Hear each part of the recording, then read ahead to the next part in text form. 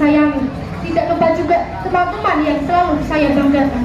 Pertama-tama dan yang paling utama, marilah kita panjatkan puja dan puji syukur kehadiran Allah Subhanahu wa Ta'ala yang selalu melimpahkan rahmat dan hidayahnya kepada kita semua, sehingga masih bisa berkumpul dan bertatap muka dalam keadaan sehat walafiat tanpa kurang suatu apapun. Biqaulina alhamdulillahirabbil alamin. Semoga salawat serta salam senantiasa tercurah kepada baginda Nabi besar kita, Nabi Muhammad Sallallahu Alaihi Wasallam, yang selalu kita nantikan syafaatnya di yaumul kiamah kelak. Amin Allahumma amin. Sebelumnya perkenalkan, nama saya Indar Putri Azistiana dari kelas 7 Al-Mustafa. Di sini izinkanlah saya menyampaikan tausiah yang bertema akhlak. Apa itu akhlak? Akhlak adalah tingkah laku yang dilakukan secara berkali-kali. Dalam bahasa Arab, akhlak itu khuluq, yang artinya tingkah laku atau tabiat. Apa sih bedanya akhlak dengan adab? Nah, adab adalah sifat moral yang berasal dari pendidikan, sedangkan akhlak adalah sifat moral yang berasal dari proses ibadah. Jadi di luar bisa beradab tetapi belum tentu berakhlak. Contohnya bisa mengantri, bisa disiplin, jujur iya, itu karena dididik.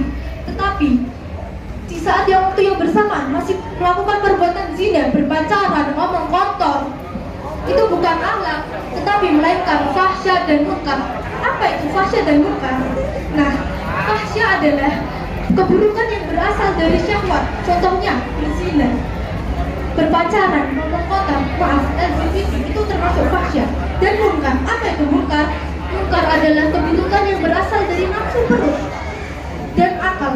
Contohnya korupsi, pembunuhan, pembulian. Masihkah ada yang membuli di sini?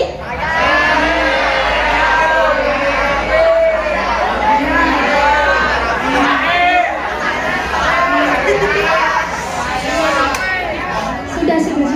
Itu munkar namanya. Maka orang yang sholat tidak boleh melakukan perbuatan munkar dan fahsya. Dan juga kalau bukan jika kita sebagai umat Nabi Muhammad tetapi masih melakukan perbuatan fahsya dan munkar. Apalagi kita sekolah di SMP Islam Nusa Salaman yang tentu dididik tinggi, yang tentu beradab mulia, tetapi masih melakukan perbuatan seperti itu, tidak pantas. Maka saat ini bertaubatlah, berubah untuk membentuk akhlak yang lebih baik. Hadirin yang kami banggakan, kita pasti tentu tahu bahwa Nabi besar kita Nabi Muhammad Sallallahu Alaihi Wasallam mempunyai akhlak yang begitu mulia. Hingga pada suatu ketika datang sahabat Nabi bernama Sa'ad bin Mu'adz.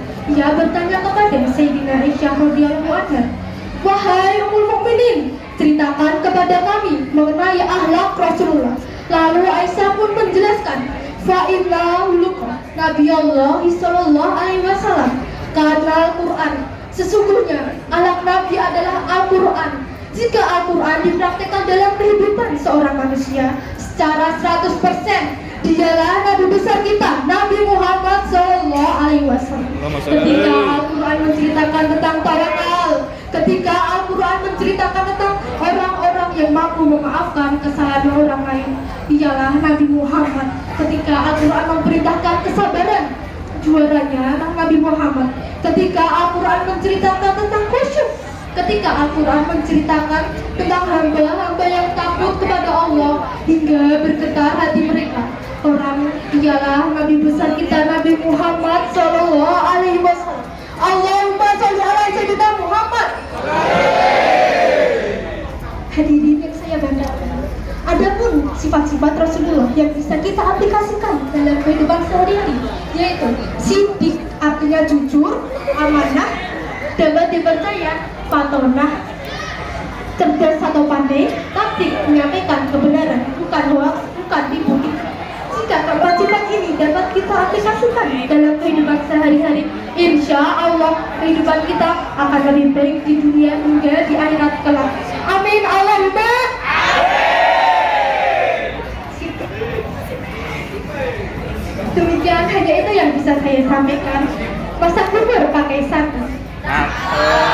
Jangan lupa dikasih lagi. Mohon maaf jika ada kesalahan. Saya akhiri sampai di sini. Jangan lihat siapa yang menyampaikan, tetapi perhatikan apa yang disampaikan. Wabillahi taufiq wal hidayah. Wassalamualaikum warahmatullahi wabarakatuh. Tepuk tangan untuk Ananda Ninggar. Ini diterima, ada sedikit pembinaan ya. Oke.